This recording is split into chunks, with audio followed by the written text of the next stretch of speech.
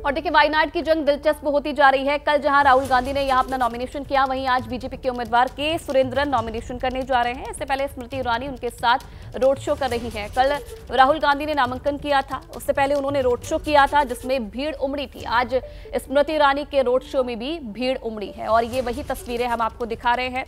BJP के उम्मीदवार के सुरेंद्रन आज अपना नॉमिनेशन करेंगे, जिसके लिए नॉमिनेशन से पहले रोड शो निकाला जा रहा है और केंद्रीय मंत्री स्मृति ईरानी इस रोड शो में उनके साथ मौजूद है। कल राहुल गांधी ने वायनाड से अपना पर्चा भरा था। ये दो तस्वीरें हम आपको दिखा रहे हैं। सबसे पहले आप देखिए, आज की तस्वीर है। नामांकन से पहले बीजेपी के उम्मीदवार की तरफ से ये रोड शो किया जा रहा है। के सुरेंद्रन जो बीजेपी के उम्मीदवार हैं वो रोड शो कर रहे हैं। और चलिए स्मृति ईरानी का रोड शो की तस्वीरें हमने देखी और जैनेंद्र खुद हमारे साथ वहां से सीधा लाइव इस वक्त जुड़ रहे हैं। जैनेंद्र, कल जिस प्रकार की भीड़ राहुल गांधी के रोड शो में नजर आ रही थी, आज उसी प्रकार की भीड़ स्मृति ईरानी रोड शो कर रही हैं के सुरेंद्रन के लिए। उनकी तस्वीरें भी हम देख रहे हैं, काफी भीड़ वहां पर जुटी हुई नजर आ रही है। और क्या देख पा रहे हैं वहां पे, किस तरीके की भीड़? बिल्कुल, देखिए बीजेपी की जो सियासी स्थिति है केरल में, उस लिहाज से तो जरूर भीड़ है, लेकिन राहुल गांधी की नामांकन रैली की जो भीड़ थी उससे तुलना नहीं की जा सकती। राहुल यहां से सांसद हैं, पिछली बार वो चुनाव जीते थे, 4.25 लाख से ज्यादा का मार्जिन था। उस लिहाज से उनकी नामांकन रैली में भीड़ भी उसी मुताबिक थी। पिछली बार बीजेपी के सहयोगी संगठन सहयोगी पार्टी की तरफ से यहां पर कैंडिडेट था। बीजेपी पिछली बार उम्मीदवार नहीं दी थी बीजेपी यहां से। इस बार बीजेपी ने अपने प्रदेश अध्यक्ष को उतारा है के सुरेंद्रन को, और उनके नामांकन रैली में स्मृति ईरानी उनके साथ हैं। और तस्वीरें किस तरह की हैं वो हम आपको दिखाने की कोशिश करते हैं। स्मृति ईरानी मौजूद हैं उम्मीदवार बीजेपी उम्मीदवार के सुरेंद्रन के साथ, और जो सड़क है उस पर बड़ी संख्या में बीजेपी के कार्यकर्ता हैं जो प्रधानमंत्री नरेंद्र मोदी की तस्वीर और बीजेपी के झंडे के साथ चल रहे हैं। जोश निश्चित तौर पर बीजेपी के कार्यकर्ताओं का हाई है। उसकी दो वजह हैं, एक तो प्रदेश अध्यक्ष के सुरेंद्रन यहां से उम्मीदवार है, और दूसरा केंद्रीय मंत्री स्मृति ईरानी, जिन्होंने कि पिछली बार अमेठी में राहुल को उनके गढ़ में हराया था।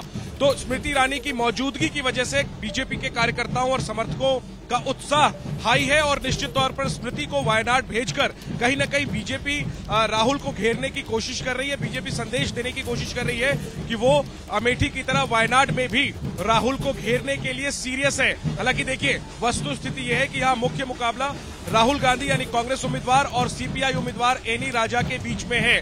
देखना यही है कि क्या बीजेपी इस मुकाबले को त्रिकोणीय बना पाती है, और यही संदेश देने के लिए कि बीजेपी पूरी ताकत से वायनाड का चुनाव लड़ रही है, राहुल गांधी के सामने पूरी टक्कर दे रही है। स्मृति ईरानी को उतारा गया है नामांकन रैली के लिए, और इस वक्त के सुरेंद्रन जो बीजेपी के उम्मीदवार हैं, प्रदेश अध्यक्ष भी है केरल के, वो नामांकन दाखिल करने के लिए जा रहे हैं। और अब से कुछ देर में वो जो कलेक्टेरिएट ऑफिस है, वो कलेक्टर ऑफिस है, वहां पर पहुंचेंगे और नामांकन दाखिल करेंगे। और उसके पहले ये एक रोड शो जिसमें कि खुले ट्रक में स्मृति ईरानी उम्मीदवार के सुरेंद्रन के साथ मौजूद हैं, अभिवादन कर रही हैं। और बीजेपी के कार्यकर्ताओं के अलावा जो कलपेट्टा के स्थानीय लोग हैं, वायनाड जिले का जिला मुख्यालय है कलपेट्टा, जहां पर ये रोड शो चल रहा है, तो जो स्थानीय लोग हैं वो भी अपने घरों की छत पर और इसके अलावा घरों के बाहर आकर के स्मृति ईरानी और के सुरेंद्रन की एक झलक पाने के लिए खड़े हुए नजर आ रहे हैं। तो निश्चित तौर पर वायनाड में बीजेपी ने बिल्कुल भले ही देखिए सीपीआई वर्सेस कांग्रेस का मुकाबला, भले ही जैनेंद्र वहां पर हो, लेकिन बीजेपी भी कोई कोर कसर वहां पर नहीं छोड़ना चाहती है। बहुत धन्यवाद आपका तमाम जानकारी देने के लिए। चलिए सीधी तस्वीरें आपको दिखाते हैं जहां मथुरा से आज हेमा मालिनी नामांकन भरने जा रही है, नामांकन पर्चा वो भर रही है। इस वक्त ये तस्वीरें सीधी आपको दिखा रहे हैं।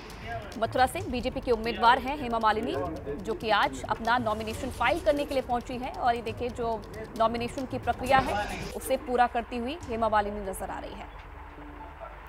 मथुरा से नामांकन दाखिल कर लिया है हेमा मालिनी ने। इस बार भी बीजेपी की तरफ से हेमा मालिनी पर भरोसा जताया गया है, उन्हें उम्मीदवार बनाया गया है मथुरा से, और नामांकन पत्र दाखिल हेमा मालिनी की तरफ से कर लिया गया है।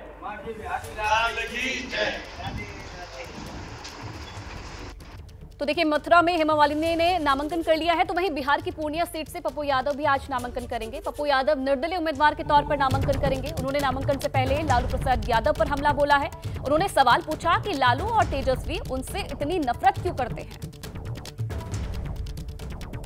हमारे साथ हैं। आज निर्दलीय उम्मीदवार के तौर पर वो नामांकन करेंगे। सर, सेकंड फेज में पूर्णिया में वोटिंग होनी है। हर दिन आप कैंपेन कर रहे हैं, पूरी ताकत लगाए हुए आज नॉमिनेशन करने जा रहे हैं। सर, हम नहीं लगाए हुए हैं ताकत, पूरी देश दुनिया लगाई हुई है। 543 में दुनिया को यह जानना चाहता है कि पप्पू पूर्णिया का क्या हुआ, पप्पू का क्या हुआ। 14 दिनों के अंदर ये है मेरी लाइफ लाइन, मेरी आइडियोलॉजी। थोड़ा सा मेरी आइडियोलॉजी सिवा इंसान के कुछ नहीं है। मुझे तेजस्वी जी को किस बात का नफरत, किस बात का दुख, मुझे नहीं। राजनीति में कोई दुश्मनी नहीं होती। आपको और जगह भी जाना चाहिए, आप नहीं गए। आप आए थे तो बगल में तारिक अनवर साहब के लिए जाते। आप अशफाक करीम साहब को आप ये कर लीजिए, क्यों नहीं आप अशफाक करीम साहब को आप रोक रहे हैं नॉमिनेशन देने के लिए। आप बगल में किशनगंज जाते। आपने तो पहले ही सारे सीट कांग्रेस के छीन लिए। ये कांग्रेस की सीट थी। 4 बार मैं यहाँ लड़ा, मेरी माँ लड़ी। आप जब भी आपका गठबंधन लड़ा 20,000 वोट लाए। एक बार लड़े 28,000 वोट लाए। ये पूर्णिया है, इसको कोई चैलेंज नहीं कर सकता। कांग्रेस की आइडियोलॉजी को स्थापित करेगी बिहार में। और सीमांचल और कोसी हमेशा बिल्कुल सर्वधर्म का रहा है। यहाँ जात की राजनीति बहुत कम रही है और नफरत की राजनीति यहाँ बहुत कम रही है। आप अंत समय तक लालू जी से बोलते रहे कि ये सीट छोड़ दीजिए, लेकिन सुनी नहीं। तो लगता है आपके साथ अन्याय हुआ है। सर, मेरे साथ कोई अन्याय नहीं हुआ। मेरे साथ जस्टिस पूर्णिया की जनता करती है। जब मेरा रिश्ता लालू जी से 83-84 से आज तक मुख्यमंत्री से विपक्ष से लेके रहा है, तो हमको वो बोलेंगे ना कि हमसे गलतियाँ कहाँ हुई, हमको बता दें। कोई आपसे लालू जी से आप मिलने गए थे पटना में, तो क्या बात हुई? सर, लंबी बातचीत हुई सारे सीटों पर। उनका एक जिद तो था जिसमें मैंने स्पष्ट कहा था कि उसको अभी छोड़ दीजिए। पूर्णिया से अभी अलग होने का मतलब है मुझको सुसाइड करना पड़ेगा। और मैंने एक बार पूर्णिया में पहले ही खो के पूर्णिया को मैं देख चुका हूँ। अब मैं खोना नहीं चाहता हूँ अपनी लाइफ लाइन को, और मैं मर्ज करने की स्थिति में नहीं हूँ। पता नहीं कांग्रेस में प्रियंका गांधी जी के फोन आने के बाद और राहुल जी के विश्वास के बाद हम ज्वाइन कर लिए। उनको यदि यहाँ तकलीफ हुई तब भी हमने माफ़ी मांगा कि आप पूर्णिया मत छोड़ाइए, हमको लालटेन ही आपको चखता है कि कांग्रेस से नहीं लालटेन से ले लो, तो मैं ले लूँगा। लेकिन जिस तरीके से पर्सनल इशू उन्होंने बना लिया, और इस तरह तो मुझको तो समझ में नहीं आया क्या है। और चलिए अब आगे बढ़ेंगे बड़ी खबर के साथ। देखिए, ईडी के एक्शन को लेकर आम आदमी पार्टी लगातार बीजेपी पर हमला बोल रही है। और इधर एबीपी न्यूज से बातचीत में मध्य प्रदेश के मुख्यमंत्री मोहन यादव ने अब पलटवार किया है।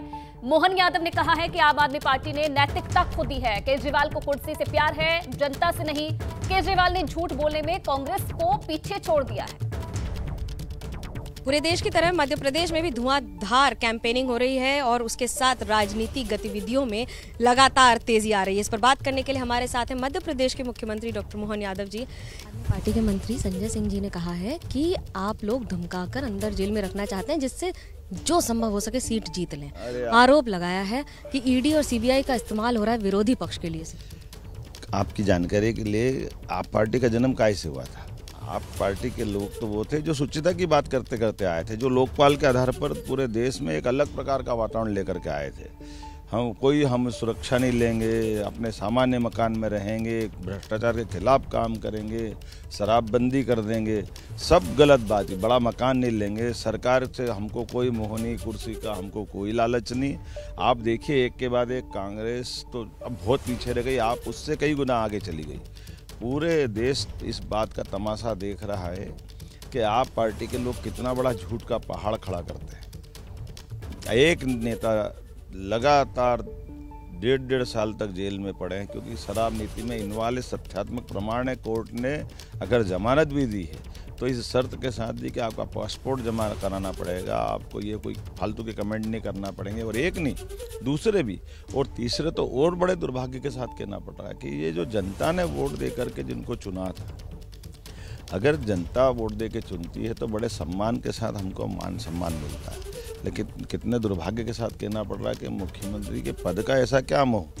तो मुख्यमंत्री, एक मिनट, मैं इसीलिए कह रहा हूँ कि इनसे तो बेहतर हो लालू यादव जी से लेकर उनका परिवार जिसने इस्तीफा दे करके अगर कोई आरोप लगा तो जेल गए, लेकिन केजरीवाल उनसे आगे निकल गए कि अगर आरोप लगा तो मैं जेल अंदर से सरकार नहीं चला रहा। ये आपने नैतिकता का जनाजा निकाल दिया।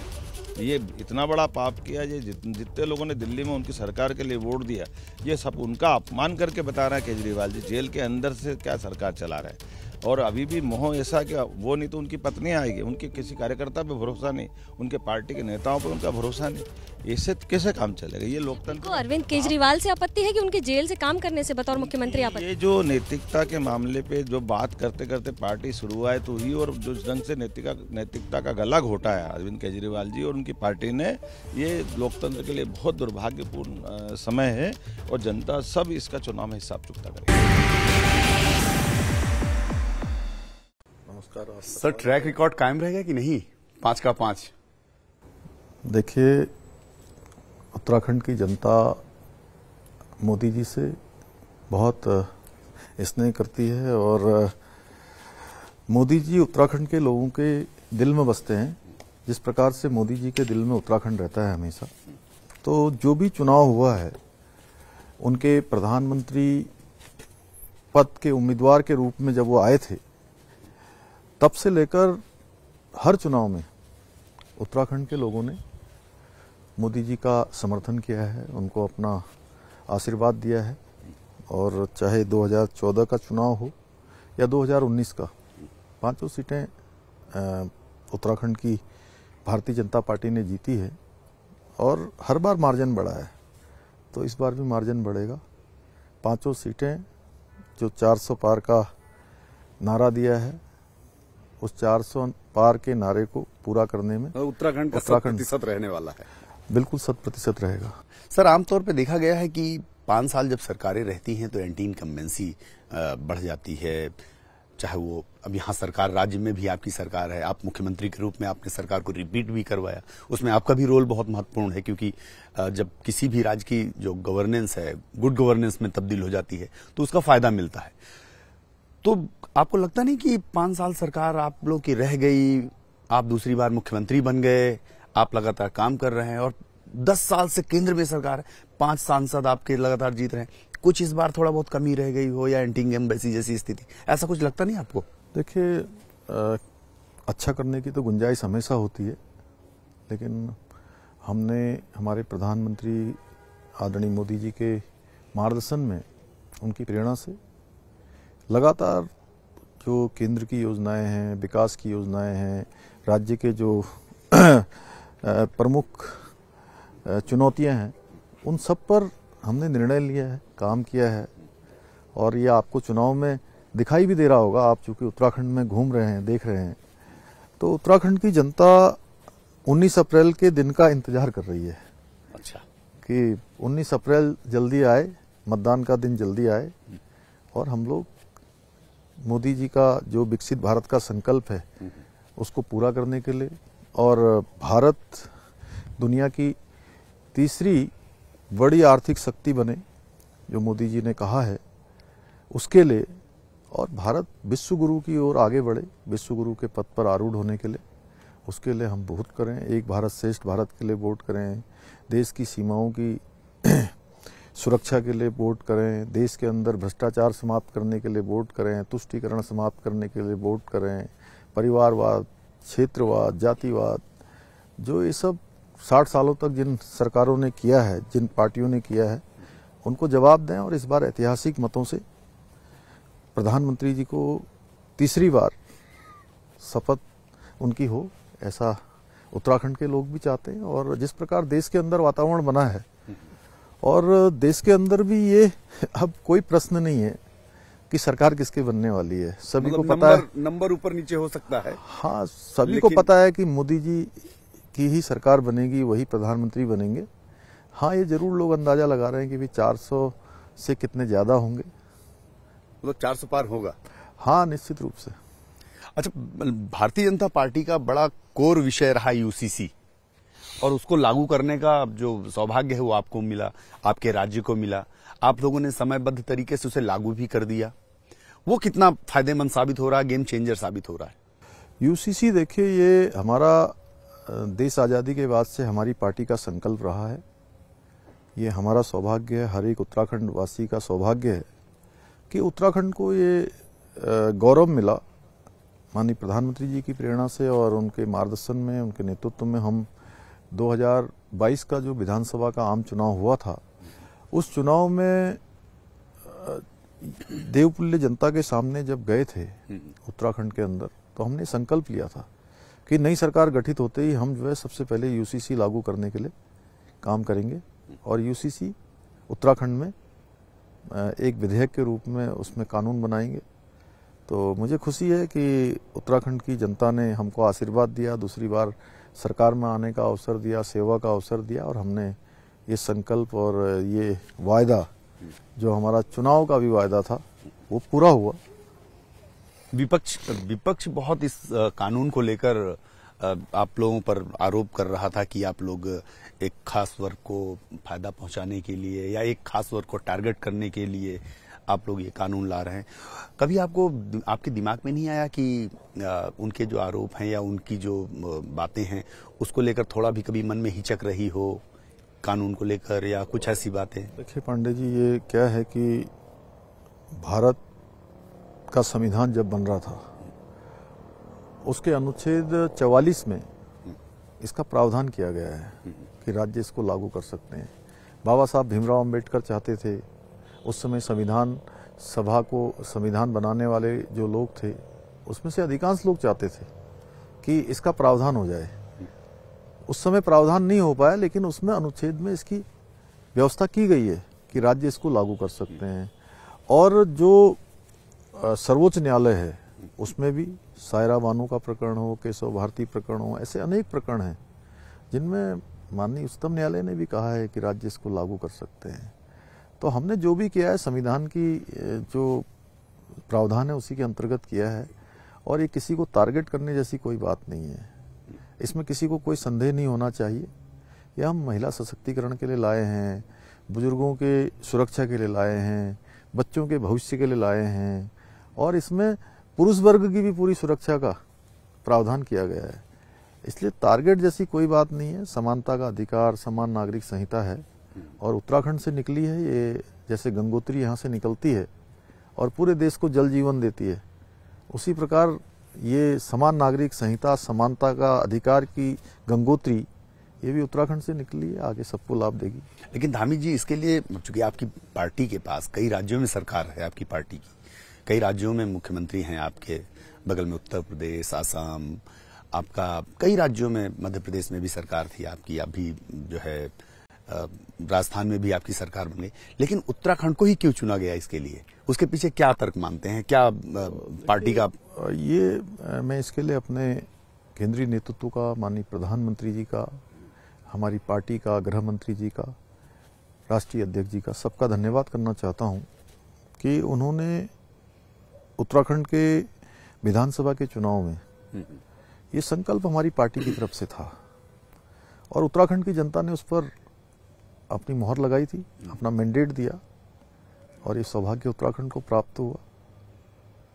कई आपने ऐसे फैसले किए जो आमतौर पर लोग चुनाव के आसपास टालते हैं, जैसे आपने अतिक्रमण हटाने का बड़ा फैसला किया, हरिद्वार में जिस तरह से अतिक्रमण हटाने को लेकर आपने काम शुरू किया, उसके बाद इस राज्य के तमाम हिस्सों में जो धार्मिक मॉन्यूमेंट्स बन गए थे उनको आपने अवैध कब्जे हटाने शुरू किए, सरकारी जमीनों पे जो अवैध मजारें बन गई थी उनको आपने हटाने का। आमतौर पर लोग टालते हैं, सरकारें सोचती हैं कि चुनाव है, चुनाव के समय पे इस तरह की बातें विवाद पैदा करेंगी, माहौल खराब करें, लेकिन ये आगे जाकर आपने इस तरह के कदम लिए और आपने बल्कि बयान भी दिए कि किसी प्रकार के अवैध जो निर्माण है उनको हम ध्वस्त करेंगे, ये हमारा। तो ये कहाँ से ये सारी चीजें आपको, ये ताकत कहाँ से मिलती है? मैं आपको बताऊं, 2014 के बाद जब से आदरणीय नरेंद्र मोदी जी प्रधानमंत्री देश के बने हैं, देश का जो वर्क कल्चर है वो बदला है। पहले केवल वोट बैंक की राजनीति होती थी, तुष्टीकरण की राजनीति होती थी, राष्ट्रहित पीछे छूट जाता था। ये अतिक्रमण, ये एक प्रकार का कब्जा, अवैध अतिक्रमण, ये बहुत बड़ा एक षड्यंत्र है। उत्तराखंड में चूंकि देवभूमि है, देवभूमि का मूल स्वरूप बना रहना चाहिए। हमारे लिए देवभूमि सबसे प्राथमिकता है। देवभूमि के आगे हमने कभी भी जो है इसको वोटों से नहीं जोड़ा है। जो भी देवभूमि की अस्मिता के लिए, इसके जो मूल स्वरूप है उसको बनाए रखने के लिए जरूरी होगा, हमने कदम उठाया है और भविष्य में भी हम इससे पीछे नहीं हटेंगे। सर, आप धर्मांतरण कानून लेकर आए, आपको लगता नहीं कि इससे एक आरोप लगेगा कि पोलराइजेशन इलेक्शन है, चूंकि इसलिए पोलराइजेशन के लिए सारे कानून लाए गए? धर्मांतरण कानून लाए हुए हमको लगभग 2 वर्ष होने वाले हैं और ये हमारा चुनाव का संकल्प था कि नई सरकार के गठन होते ही हम सख्त धर्मांतरण का भी कानून यहाँ पर बनाएंगे, क्योंकि देवभूमि में देखिए धर्मांतरण पाप है। देवभूमि का एक स्वरूप है, देवभूमि के बारे में लोगों की एक सोच है, एक आस्था है, एक विश्वास है, वो बना रहना चाहिए। और देवभूमि के मुख्य सेवक होने के नाते मैं सरकार का मुख्य सेवक हूँ।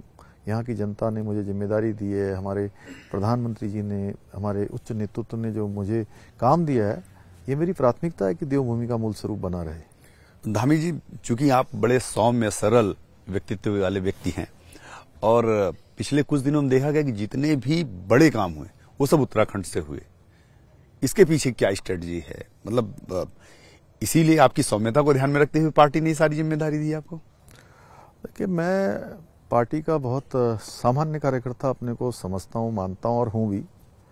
मेरी पार्टी जो भी जिम्मेदारी मुझे देती है मैं करता हूँ, राज्य के मुख्य सेवक के रूप में। नहीं, आमतौर पर चूंकि कई राज्यों में देखा हमने कि कोई छोटा सा भी काम करते हैं मुख्यमंत्री तो उसका ढिंढोरा बहुत पीटा जाता है, और आपने बड़े बड़े काम कर दिए चुपचाप। नहीं, देखिए, जो जरूरत है उत्तराखंड की वो काम हमने किए हैं। उसमें लोगों को अच्छा काम होगा तो स्वयं ही पता लगेगा सबको। अच्छा, एक अंतिम सवाल, चूंकि लोकसभा चुनाव है उससे रिलेटेड ही, लोकसभा चुनाव में आपको लगता है कहीं की 5 सीटें हैं, 5 सीटों में कहीं आपको चुनौती बड़ी मिल रही हो? देखिए, ऐसी चुनाव में ऐसी चुनौती जैसी कोई चीज नहीं है, क्योंकि मैं तो ये देख रहा हूँ कि इस बार का जो चुनाव है वो सब जगह जो है जनता ही मैदान पर आ गई है। जनता ही मोदी जी को प्रधानमंत्री बनाने के लिए आ रही है। लोग उनको अपने घर परिवार जैसा मानते हैं और ये उत्तराखंड में नहीं पूरे देश में इस प्रकार का वातावरण है। मतलब 400 पार का जो पीएम ने लक्ष्य दिया है। देखिए, जब प्रधानमंत्री जी ने देश के सामने जो लक्ष्य रखा है, देश की जनता ने वो लक्ष्य हमेशा जो है पूरा किया है। धन्यवाद सर, बहुत बहुत धन्यवाद। आपने अपने बहुत ही व्यस्त कार्यक्रम में कुछ समय हमें दिए। पुष्कर सिंह धामी साहब थे, बहुत एश्योर्ड हैं, बहुत ही आश्वस्त हैं कि 5 की 5 सीटें इस बार उत्तराखंड की फिर से भारतीय जनता पार्टी के झोली में आएगी और पूरे देश में 400 पार का जो नारा प्रधानमंत्री नरेंद्र मोदी ने दिया है उसे वो पार करने वाले हैं। कैमरामैन निखिल रस्तोगी के साथ नीरज पांडे, वीपी न्यूज, देहरादून। और चलिए आगे बढ़ेंगे। देखिए, यूपी के चुनावी मैदान से बड़ी खबर आ रही है। खबर यह है कि मेरठ में भी समाजवादी पार्टी अपना उम्मीदवार बदलने जा रही है। अतुल प्रधान की जगह सुनीता वर्मा उम्मीदवार बनाई जा सकती है। सुनीता वर्मा पूर्व विधायक योगेश वर्मा की पत्नी है। अतुल प्रधान ने कहा है कि अगर उनका टिकट कटा और सुनीता वर्मा को टिकट मिला तो वो उनका पूरा सहयोग करेंगे। उन्हें अखिलेश यादव का हर फैसला मंजूर है। मेरठ के सरधना से समाजवादी पार्टी के विधायक अतुल प्रधान मौजूद हैं। ये समाजवादी पार्टी का दफ्तर है। अतुल, आप यहां से निकले, राष्ट्रीय अध्यक्ष से आपकी मुलाकात हुई है और टिकट आपका कट चुका है, पहली प्रतिक्रिया? देखिए, ये जो पार्टी कार्यालय है, हम लोग जब से राजनीति में शुरुआत की है यहीं आना जाना है। यहीं से टिकट मिला तो विधायक भी बने, उससे पहले जिला पंचायत अध्यक्ष भी। आने पर टिकट कट भी गया आपका? नहीं, ऐसा कटा नहीं है। वो माने पार्टी ने कोई चीज़ रणनीति के तहत तय की है, जो पार्टी ने तय किया है वो स्वीकार करना चाहिए। हालांकि जैसे टिकट जुड़ता है, कार्यकर्ता जुड़ते हैं, तो उसमें कई बार चीज़ें होती हैं, लेकिन मुझे लगता है कि उससे भी ज़्यादा ज़रूरत ये है कि कैसे आने वाले समय को बेहतर किया जाए। योगेश शर्मा को उनकी पत्नी टिकट मिला है आपकी जगह, क्या उनका आप प्रचार करेंगे? उन पे बहुत सारे मुकदमे भी हैं, बहुत उनको लेकर के आपकी पार्टी के अंदर भी एक सेक्शन विरोध कर रहा है। अच्छा, ये बताओ, मुकदमे हैं किसके ऊपर नहीं? और मुकदमा किसी के ऊपर भी करा दे सरकार। मान लिया कोई किसी तरीके से फर्जी मुकदमा लग जाए, सरकार तो फर्जी मुकदमा माहिर है, लेकिन आप बचे रहे ना। मुझे लगता है समर्थन करेंगे सुनीता वर्मा का? सुनीता आपके ऊपर, अरे आप अपना बताइए, आप सुनीता का समर्थन करेंगे? टिकट कटने के बाद अपनी राय। समाजवादी पार्टी ने अगर टिकट कर दिया तो हमारे समर्थन ना करने का तो कोई प्रश्न ही नहीं उठता। समाजवादी पार्टी कहेगी पूर्व जाइए, पूर्व जाएंगे। माननीय राष्ट्रीय अध्यक्ष जी कहेंगे पश्चिम जाइए तो पश्चिम चले जाएंगे। मुरादाबाद में हुआ, फिर मेरठ में हुआ, कुछ कंफ्यूजन है, ये मानते हैं? क्या पता रणनीति हो, रणनीति के तहत। आप ये क्यों कह रहे हो कि भाई कंफ्यूजन है? मान लिया टिकट हमारा हुआ, माननीय राष्ट्रीय अध्यक्ष जी के पास कोई फीडबैक रहा हो या उन्होंने कुछ रणनीति के तहत ऐसा किया हो, तो राष्ट्रीय अध्यक्ष जी ने किया है। आपके समर्थक जो वहां पर मेरठ में इंतजार कर रहे हैं, जो नारे लगा रहे थे, उनका क्या होगा? हमारे समर्थक सीधे सीधे बोलेंगे अखिलेश यादव जिंदाबाद, समाजवादी पार्टी जिंदाबाद। आखिरी सवाल, आपके इस्तीफे देने की भी खबरें थी कि आप इस्तीफे की पेशकश कर सकते हैं। अब ये तो सरदने की जनता ने चुनाव जिताया है, सरदने के लोग तय करेंगे कि इसको बनाए रखना है या नहीं रखना। आपके दिल में क्या है, आप इस्तीफा दे सकते हैं? मेरे दिल में बिल्कुल साफ स्पष्ट है कि जो राष्ट्रीय अध्यक्ष जी ने तय किया है उसको हम लोग मानेंगे। विधायक बने रहेंगे? विधायक तो भी जनता ने बनाया है, वो कहाँ जा रहे हैं, लेकिन इस्तीफे की बात आ रही थी ना कि आपकी जो एक तरह का नाराजगी है वो अब कुछ ऐसा कराइए कि सरकार का इस्तीफा हो जाए। आप लड़ ही नहीं रहे, आपका टिकट ही कट गया, लोग कह रहे थे आप लड़ेंगे जीतेंगे, आपके समर्थक कह रहे हैं। नहीं हम वो तो ये बात सही लग रही है, मान लिया हम लड़ते तो हम जीतते, लेकिन पार्टी के पास कुछ फीडबैक रहा होगा तो कोई व्यवस्था नहीं होगी। आप क्या ये सीट जीतने लायक है? नहीं, जीतने लायक सीट है, जीतने लायक सीट है। जीत जाएंगे आप लोग? मुझे लगता है कि भारी अंतर से जीतेंगे।